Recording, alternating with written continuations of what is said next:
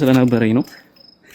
አሁን እንደደከምኩ አይነት አይደለም፣ ግን ብቻ አንተ ላይ የማየው ነገር ላይክ ወደ እስልምና ይባስ የሚስብ ነው።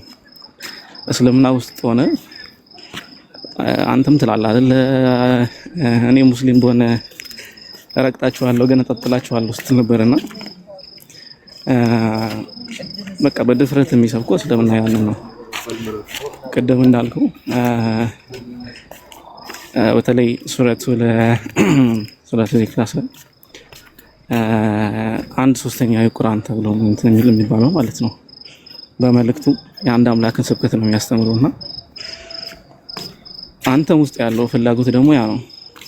በቃ ከሽርክና ሰውን ከማምለክ ከማይረባ አምልኮት ከከንቱ አንድ ሰው አይምሮን ተጠቅሞ ሊረቆ ከሚችለው ያን ነው ለመመለስ እየጣርክ ያለው። ሰው ደግሞ አልሰማ ብሎሃል ብቻ ነው ማለት ሰው እውነተኛ አምላክ ሰውን የማይተው ከሆነ እኛም ካረሳን ሰውን ካረሳ እውነተኛ አንዱ አምላክ አንተ የምታመልከው ሰውን ካረሳ ያለው ሃይማኖት እስልምና ብቻ ነው ሊሆን የሚችለው፣ ሌላ ምንም ሊሆን አይችልም። ምክንያቱም እስልምና ብቻ ነው በብቸኝነት በድፍረት አንገቱን ቀና አድርጎ ላኢላሃ ኢላላህ ያለ የሚሰብከው ማለት ነው።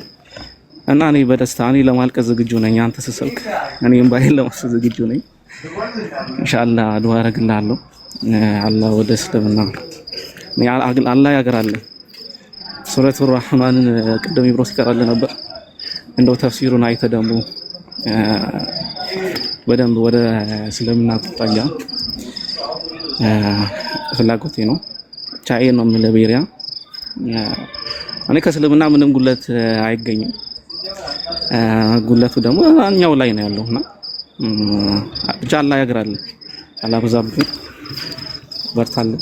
ዱዓ እናደርጋለን። ሁላችሁም ዱዓ አድርጉለት። አመሰግናለሁ። ጊዜ ያለ አንድ ጥቅስ እንድታወጣልኝ ሱረቱ አሊ ኢምራን ምዕራፍ 3 ቁጥር 113 እና ሱረቱ አሊ ኢምራን ምዕራፍ 3 ቁጥር 199ን ለቤሪያ አንብብለት። ቤሪያ ጋብዣ ያለው ሁለቱን ጥቅስ በቃ ይሄን ጥቅስ አንብበህ ከዛ በኋላ ያንተ ውሳኔን ማየት ፈልጋለሁ፣ መስማት ፈልጋለሁ። ኦልራይት ሱረቱ ኢምራን ቁጥር ስንት ኡስታዙና ነው? ቤሪያ ይሄንን ይኸው። ኦኬ አላሁ አክበር። ኧረ ኡስታዝ በአረብኛ ላንብበው መጀመሪያ። ለይሱ ሰዋ ሚን አህሊል ኪታቢ ኡመቱን ቃኢመቱን የትሉነ አያቲላሂ آناء الليل وهم يسجدون ሱብሃንአላህ። ምን አይነት አያ ነው ያመጣኸው ኡስታዝ? ሱብሃንአላህ። የመጽሐፉ ሰዎች ሁሉ ይላል እኩል አይደሉም አለ። ሁሉም የመጽሐፉ ሰዎች እኩል አይደሉም።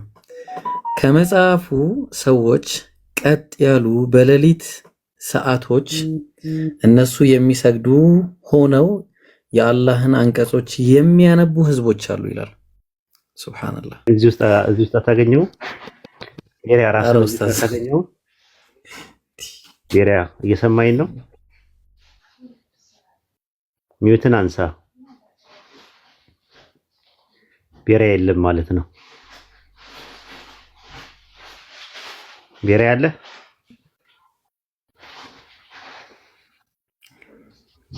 ቲንክ ማውራት ከብዶታለሽ። ሁለተኛው ጥቅስ የትኛው ነው ኡስታዝ? 199 እዛው ላይ። እሺ እቺን ስክሪንሾት ላድርጋትና በኋላ ላስቀምጣት። ቆይ እሺ 199 አዎ ኢንሻአላህ ይሄ ሁለተኛው ስቴፕ ነው የሚመጣው። እንደ ረያን ለመሆን የሚሄድበት እንትን ሁለተኛው ስቴፕ ነው። የመጀመሪያው ስቴፕ ያየ ነው። አሁን ዛሬዋ ለዛሬ የማየው ነገር የሚብሰከሰከው ነገር የሚያብሰከስከው ነገር ይችል ለማግኘት ነው። ወኢነ ሚን አህሊል ኪታቢ ለመን ዩእሚኑ ቢላሂ ወማ ኡንዚለ ኢለይኩም ወማ ኡንዚለ ኢለይሂም ኻሺዒነ ሊላህ ላ የሽተሩነ ቢአያቲላሂ ተመነን ቀሊላ ኡላኢከ ለሁም አጅሩሁም ዒንደ ረቢሂም ኢነላህ ሰሪዑል ሒሳብ በጣም ይገርም ነው ወላሂ። ከመጽሐፍቱም ባለቤቶች ለአላህ ፈሪዎች በአላህም አንቀጾች ጥቂትን ዋጋ የማይለውጡ ሲሆኑ በአላህና በዚያ ወደ እናንተ በተወረደው በዚያም ወደ እነሱ በተወረደውም የሚያምኑ ሰዎች አሉ። እነዚያ ለእነርሱ በጌታቸው ዘንድ ምንዳ አላቸው።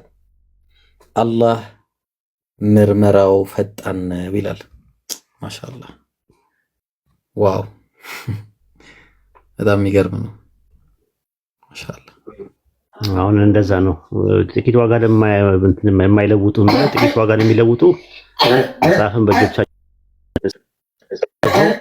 ካላህ ግን ሳይሆን ግን ካላህ ነው የሚሉ ሰዎች አሉ። ይቅርታ አብሽር ልጄ እያሳለ ነው። ችግር የለውም።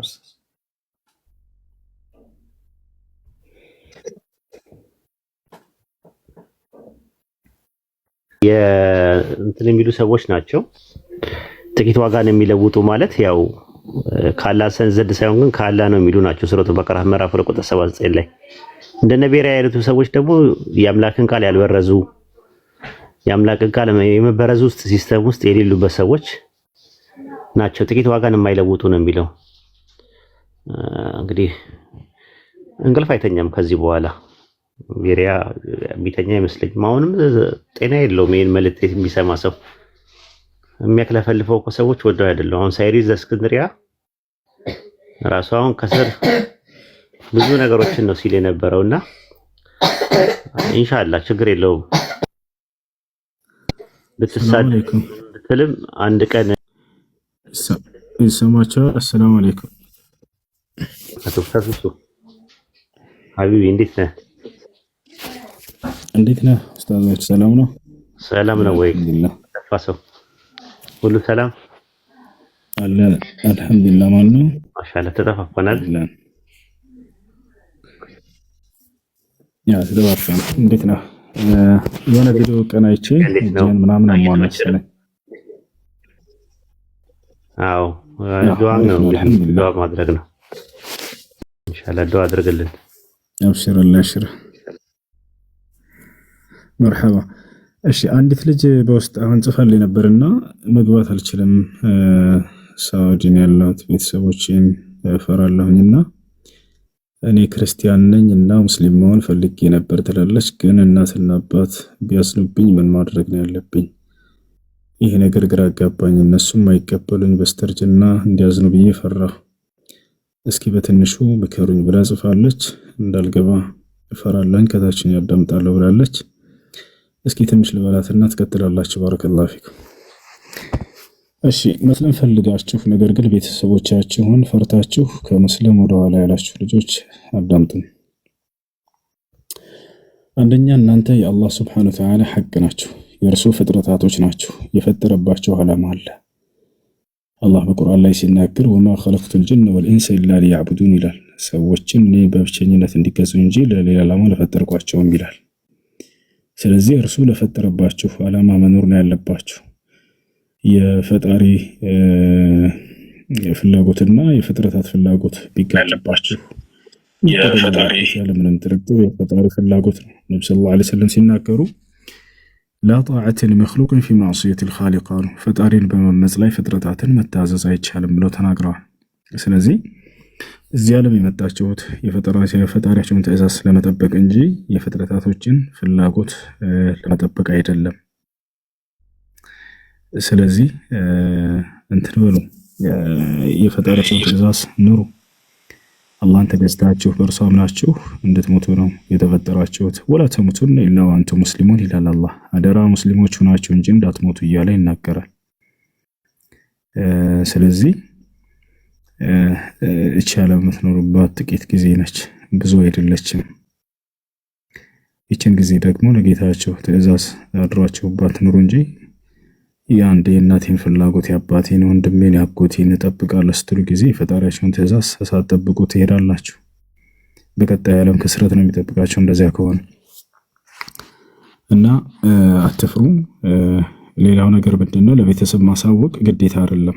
ስትሰልሙ ጊዜ በእናንተና በአላህ መካከል ብቻ የሚቀር እንጂ የግዴታ ለቤተሰብ ሰልመናል እኮ ብላችሁ ማሳወቅ አይጠበቅባቸውም። እምነታችሁን በእናንተና በአላህ መካከል ብቻ አድርጋችሁ እስከ ህይወታችሁ ፍጻሜ መቀጠል ትችላላችሁ።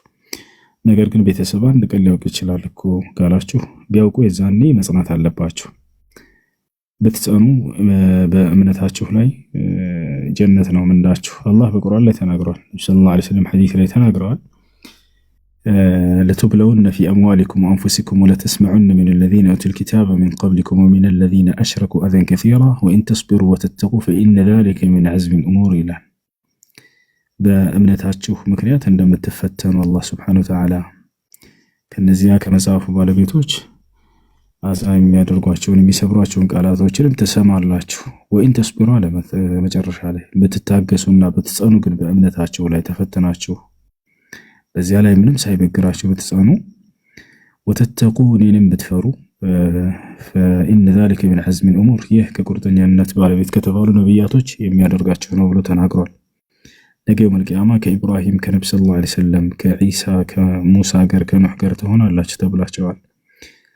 ነቢያችን ሰለላሁ ዐለይሂ ወሰለም አስተምሮት በጀመሩበት ጊዜ የመካ ከሃዲያኖች እርሳቸውን ተስፋ ለማስቆረጥ ምዕመኑን ከታች ለመግደል ወሰኑ።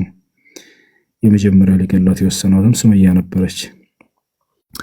በዚህ ጊዜ እያሰቃያቸው እያለ ወደ ቀደምት ወደ አባቶቻችሁ የጣዖት አምልኮ ተመለሱ፣ ከእስልምና ውጡ እያሉ ያዛ እያደረጓቸው ነብዩ ሰለላሁ ዐለይሂ ወሰለም ባጠገባቸው ያልፉ ነበር። የዛኔ የበስራት ቃልን ይሰጧቸው ነበር። ሰብረን የአለ ያሲር ፈኢን መውዒደኩሙል ጀና ይሏቸው ነበር። እናንተ የያሲር ቤተሰቦች ሆይ በመስለማችሁ ምክንያት እየተገፋችሁ እየተበደላችሁ ያላችሁ የያሲር ቤተሰብ ታገሱ፣ ጽኑ፣ በእምነታችሁ ላይ ወደ ኋላ እንዳትሉ፣ ቀጠሯችሁም ጀነት ነች ይሏቸው ነበር። ይህ የነብዩ ሰለላሁ ዐለይሂ ወሰለም ብስራት ለዚያ ለያሲር ቤተሰብ ብቻ አይደለም፣ እስከ የውመል ቂያማ ድረስ ለሚመጡ ሰለምቴ ልጆች በመስለማቸው ምክንያት ግፍና መከራ ለሚደርስባቸው ሁሉ የተሰጠ ብስራት ነው። እናንተ ከጸናችሁ በእምነታችሁ ላይ ከቤተሰብ ከጓደኛ ከስራ ባልደረባ ለሚደርስባችሁ ግፍና መገለል የዛኔ ብትጸኑ እናንተ የውመል ቂያማ ጀነትን ትወርሳላችሁ በአላህ ፍቃድ። ያንን ታሳቢነት አድርጋችሁ እንትን በሉ፣ ወደ ኢስላም ኑ፣ ቀጣዩ ዓለሙን አሳምሩ፣ ጀነታችሁን አገኙ። ይቀጥሉላችሁ ሌሎች። ባረከላሁ ፊኩም። ሰላም አለይኩም።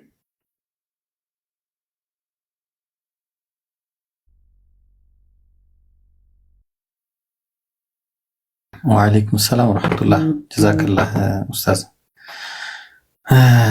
እሺ ቤሪያ እየጠየቀህ ነበር ኡስታዝ ወሂድ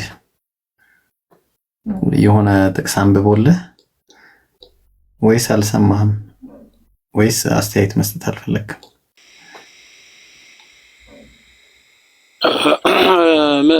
ምን አለኝ ኢብሮ ወሂድ በሁለት በኩል የተሳለ ሰው ስለሆነ በዛም በዚህም ያርዳልና ሲፈልግ ጠይቆ ሲፈልግ ነግሮ ያስተካክልሃል። አልሰማውም ሶሪ። ኦኬ እሺ አንዴ ላንብብልህ። አይቢራ እሺ ምን አነበበልህ መሰለህ? ሁለት ጥቅሶች ነው ያነበበልህ። ኦኬ ስክሪንሾት አድርጌያቸዋለሁ አይደለ? ኔትወርክ እያዘኝ ነው። የመጀመሪያው ሱረቱል ኢምራን ቁጥር 113 ላይ ነው ያነበበልህና እንዲህ ይላል አላህ ለይሱ ሰዋ አለ እኩል አይደሉም አለ ሚን አህሊል ኪታቢ ኡመቱን ቃኢመቱን የትሉና አያቲላሂ አና አለይሊ ወሁም የስጁዱን ይላል። እነዛ የመጽሐፍቱ ሰዎች አሉ አለ የመጽሐፍቱ ሰዎች እኩል አይደሉም አለ። በቃ ከመጽሐፍቱ ሰዎች ቀጥ ብለው ማለት ነው በሌሊትም ሰዓቶች እነሱ የሚሰግዱ ሆነው የአላህን አንቀጾች የሚያነቡ ህዝቦች አሉ ይላል። እና እዚህ ላይ ነበረ መጀመሪያ ጥያቄ የጠየቀህና ኡስታዝ ካለህ ጠይቀው ድጋሚ። የመጀመሪያው ጥቅስ ላይ ቤሪያን አየዋለሁ ነው ያልኩት እኔ። እና ራስን እዚህ ውስጥ አታገኝም ወይ የመጽሐፉ ሰዎች እኩል አይደሉም ብሎ ከዛ በኋላ ስላንተ ነው የሚያወራው። ከዛ ቀጣዩ ደግሞ ሁለተኛው ስቴፕ ላይ ስትደርስ የሚያወራው ጥቅስ አለ። እሱንም ይኸው ለማለት ፈልጌ ነው።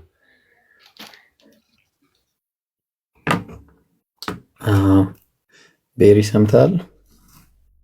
ኦፕስ ወረደ። በቃ ኔትወርክም አስቸግሮት ሊሆን ይችላል። እያስቸገረኝ ነው እያለ ነበር። ኢንሻአላህ በቃ ስትመጣ ሌላ ጊዜ በደንብ እናያለን ማለት ነው። እስከዛ እንቀጥል። ሰዎች እያስገባን እናውራ አይደል ኡስታዝ? 1900 ሰዎች አሉ። እኔ ማውራት አልችልም። ካዶሽ መጥቷል። ኧረ ነገረችኝ ማለት ትላንት ኧረ ነግራኛለች። ካዶሽ እኔ ነግራኛለች፣ ሰምቻለሁ። ካዶሽ የት ሄድክ? ኧረ ተመለስ ተመለስ ተመለስ። ሪፖርት ለራሳችን ተቸግረናል። ተመለስ።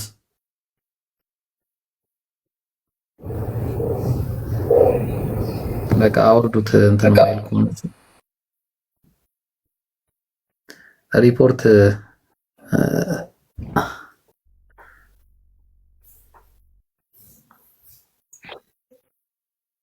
ማን ወልተኮ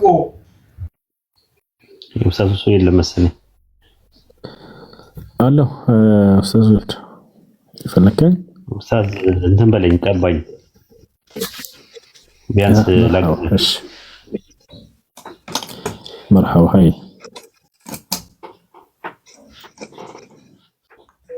ጥቁር ሰው ሄደ። ጥያቄ ያላችሁ ክርስቲያኖች ካላችሁ መግባት ትችላላችሁ። ኦኬ ገባ። ሌሪያ መጥቷል ድጋሚ።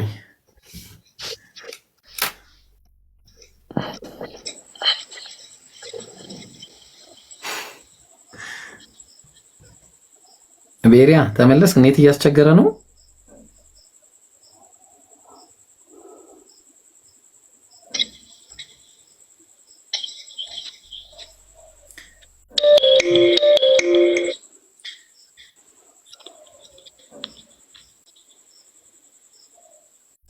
ኢብሮ አለው እንዴ? አለ ግን ኔትወርክ እያስቸገረኝ ይመስለኛል። ኔትወርክ እያስቸገረ ይመስለኛል። አይ ዶንት የሆነ ክፍል ስታነብልኝ ሰምቻለሁ። የመጽሐፉ ባለቤቶች ሁሉ እኩል አይደሉም አይነት ነገርና በነገራችን ላይ የሮዬ ወይንም እዚህ አለ ወንድሜም ራይነር አለ። እኔ የአምላክን ብቸኝነት ከማረጋገጥና የመልእክተኞችን መልእክተኝነት በማረጋገጥ መንገድ ውስጥ ኢስላም የተደበቀ ነገር አለው ብዬ አላምንም። ግልጽ ነው። ሊታመን የሚገባውን ነገር ሊነገር የሚገባውን ነገር ያስቀምጣል እና ስለዚህ በልቤ የምቀበለው ነገር አለ። ሰው በልቡ አምኖ ይጸድቃል፣ በአፉ መስክሮ ይድናል ይላል መጽሐፍ ቅዱስና የልብ ጽድቅ መቀበል የአፍ ድህነት እንደማረጋገጥ የአፍ ድህነት ላይ ነው። ዛሬ የመገነጣጠል ቀን ነው እና እንደዛ ኢብሮ እኔ በልቤ እንደዛ ነኝ። እሺ በልቤ እንደዛ ነኝ እና ጥያቄ የሚሆንብኝም ነገር የለም። ጥያቄውን በራሱ ጭንቅላቴ ይመልሰዋል። እንደዛ ነው ኢብሮ። ኡስታዝ መልስን ሰማ። ማሻአላህ ካለ ቀጣዩን ጥቅስ ብሰጠው ጥሩ ነው። ኡስታዙ እሱ እየተመቸው አይደለምና አካውንቱ እንትን ማለት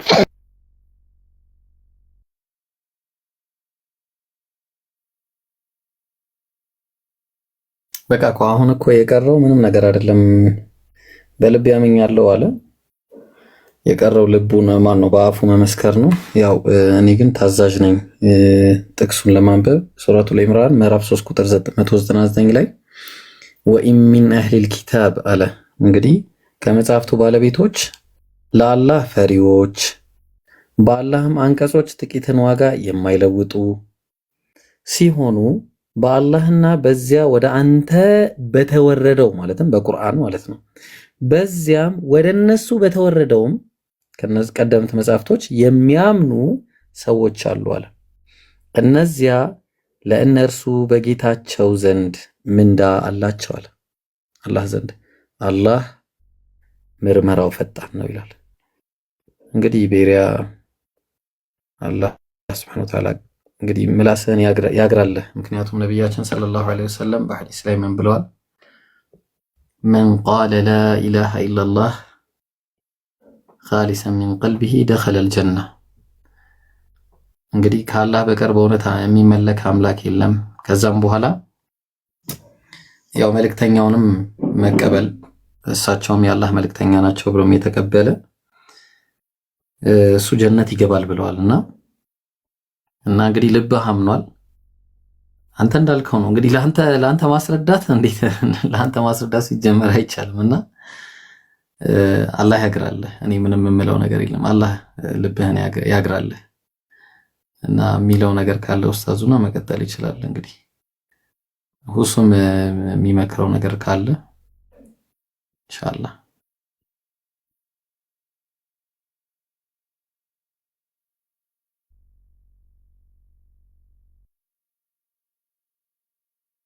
እችጋ አንድ ነገር ልጨምርና 70% ነብይነት የሚባል ነገር ባይኖርም ለኔ የነብዩ መሐመድ ቃል 80% ትክክል ነው እና የአምላክን ብቸኝነት መስክረዋል። ትክክል ነው። ፈጣሪ እንደናንተ ያለ ነፃነትን ይስጠኝ፣ እንደ ወይድ ያለ ነፃነትን፣ እንደ ኢብራሂም ያለ ድፍረትን ይስጠኝ። ያኔ ደግሞ ምን ሆኖ ነው በግልጽ የማይመሰክረው የሚባልበትን ቀን ይመጣል እና እጠብቀዋለሁ። አንድ ነጥብ አለች፣ እሷን እሻገራለሁ እና ጥንቃቄ ጥሩ ነው። ይወሮ ያው ኮስ ማተከል ነው። ጥሩ ነው። ጥንቃቄ ጥሩ ነው። በትክክል ያው ብቻ እንዳይመሽ ነው እንጂ ያለ ነገሩ አይመሽም ኢንሻአላህ። ምክንያቱም አላህ በሱ መንገድ ላይ የሚታገል አይጥለውም፣ መቼም አይጥለም ኢንሻአላህ። በነገራችን ላይ ብሮ እኔ አልመሸብኝም። እሺ በልቤ ብርሃን አለ። ስለ ብርሃኑ መጮህ ነው የሚቀረኝ እና ስለ ብርሃኑ የምጮህበትን ቀን ደግሞ ፈጣሪ ይሰጠኛል። ትረዱኛላችሁ ብዬ አስባለሁ። በልቤ ብርሃን አለ። ነብዩ መሐመድ የአንድ አምላክ መልእክትን ያረጋገጡ ነብይ ናቸው። እንዴት ብዬ ልናገር? የአንድ አምላክ ብቸኛው አምላክ ነው ብለው ያረጋገጡ ናቸው እና እኔ በልቤ ብርሃን አለ። እንደዛ ነው።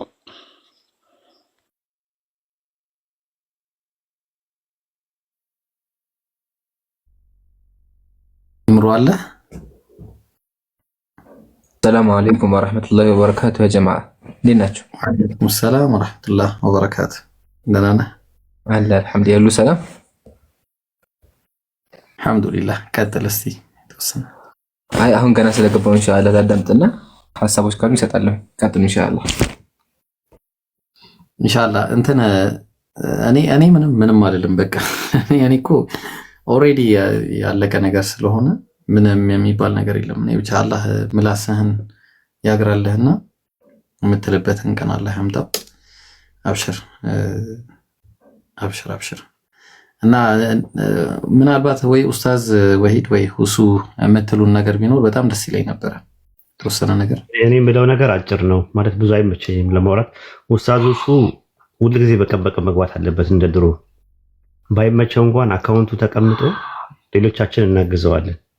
ኢብራሂም አለ፣ ኢምራን አለ፣ እንትና አለ፣ አብዱልከሪም አለ፣ አቡበከር አለ፣ ሳላ አለ። ሁላችንም አካውንቱ ተቀምጦ ማለት በጣም ደብሮናል፣ የምር ለመናገር ማለት ነው። እኔ አብዛኛውን ነገር የሸፈነልን እኛ ቢዚ በሆንበት ሰዓት እሱ ነው።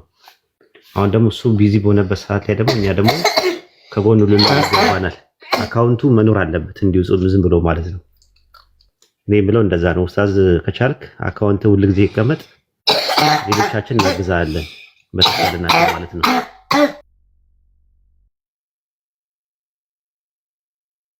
ይሄንን ነው ብለው ምን ይመስላል ብሮ? አራው በትክክል እንዴ ሰው መቀነስ የለበትም። ሰው እንደዚህ ነው መሆን ያለበት። ቤቱ የለመደውም እንደዚህ ነው። መልሶች ብዙ መልሶች የሚያስፈልጋቸው ጥያቄዎች አሉ እኛ የምንልክበት እና እነዛ መልሶች ሜዳ ላይ መቅረት የለባቸውም። አንደኛ፣ ሁለተኛ እንዴ የሁሱ ቤት ሲጀመር ቤታችን ነውና ቤተ በደጃ ታስወጣን ህዝቡን ደጃ ተሰድረው። በነገራችን ለሚያስለው ልጄ ነው፣ እኔ አይደለም ማስለው ልጄ ነው የሚያስለው ማለት ነው እንጂ እኔ አይደለሁም። ኢንሻአላህ ያው ልጆች ያው ሳል ምናምን ነገር ያማቸዋል። እንትኑ አየሩ በጣም ቀዝቃዛ ነው እኛ ጋርና ትንሽ እንደዛ ስለሆነ ከዛ አንፃር ነውና እኔ አይደለሁም። ምንም ችግር ሽሮፕ እየወሰደ ነው። አብሽሩ አትጨናነቁ። ለዛ ነው ማውራት ማልችለው። ቀጥል አይብሮ። አላህ ኸይር ያርግልህ ኡስታዝ፣ አንተንም አላህ ኸይር ያርግህ። አቀደም አስደንግጠን ነበር አንተም ራስ ኡስታዝ። እና እንግዲህ በጣም ይገርማል። እስልምና ሁሉ ጊዜ የሚያሸንፍ እምነት ነው የምንለው በዚህ ነው። በቃ ሁሌ በተለይ ደግሞ ልባቸው ላይ ፊጥራ ያለ ማለት ፊጥራ ማለት የተፈጥሯዊ እምነት የሚባል አለ በሰዎች አእምሮ ላይ በቃ ቀልባቸው አላህ ያስቀመጠልን ነገር አለና ነቢያችን ሰለላሁ ዐለይሂ ወሰለም ሐዲስ ላይ እኮ የተናገሩት ነገር ይሄንን ነው። ማ ሚን መውሉድን ኢላ ዩለዱ ዐለል ፊጥራ፣ ማንም ሲወለድ በፊጥራ ላይ እንጂ አይወለድም አሉና